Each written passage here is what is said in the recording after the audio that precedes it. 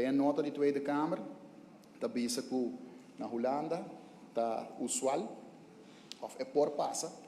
que ora dat wij een vergunningsstelsel, een zicht een vergunningsstelsel, dat een begunstigende regeling, que vooruitlopend op een vergunning, dat vindt in de praktijk frequent plaats, dat is ongedogbeleid. Die dosta, die in een parlement mensen refereren naar je,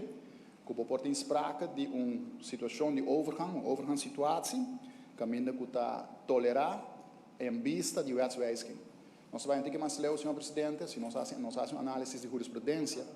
e jurisprudência explica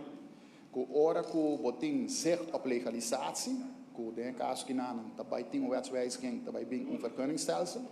que ora não bepor wijk af die beginselplicht tot handhaving. Dus eigenlijk het principe die het ministerie mantener beleiden, ora que botim zegt op legalisatie, que daarbij een wetswijziging, bepor in Holanda het passa regularmente.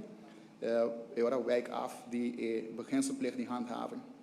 Den caso que não estamos, senhor presidente, nós temos que ter em conta que para o que trata Polspers, no passado, já tem para anos acaba de quadro de invasão de lionfish, que sabe que agora tolerar, para lei Polsper, também são onderwaterjachtmiddel com spergun, dus para esse não tem diferença e tem manejo de tolerância acaba para tipo de spergun of spearfishing onderwaterjachtmiddel. Dus a base de senhor presidente, ayer no Conselho de Ministros,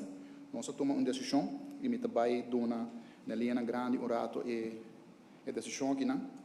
nós acordar no Conselho de Ministros que não mais tardar, que 20 de outubro de 2020, nós também tem definitivo for Antwerp, que nós vai apresentar agora para começar a canalizar o trajeto, o formele wetgevingstraject. We hebben, senhor presidente, que 20 de outubro que nós temos streefdatum, sobre nós vamos consultar a agricultura-diensten, nós vamos consultar o comércio flora e fauna, automaticamente, pero nós não queremos, nós o parlamento pedir nós, de termino hobby artigo para implementar gedogbeleid, nós não queremos para nós ter uma reunião, então depois essa que vai ter pouco de olvido, dus nós ponemos streefdatum hobby strak, 20 de outubro, met de bisa que por vir par de dias, quizás hasta 11 semanas ou 12 semanas, mais depois. Pero, em todo caso, nós está streefdatum de 20 de outubro, so, deve ser indicado, em todo caso, para o dia e não portim, e para o que se acaba, não portim definitivo voor Antwerp klaar. De dois está que, bij wege de overgangssituatie, e anticipando riba a invoering de vergunningsstelsel,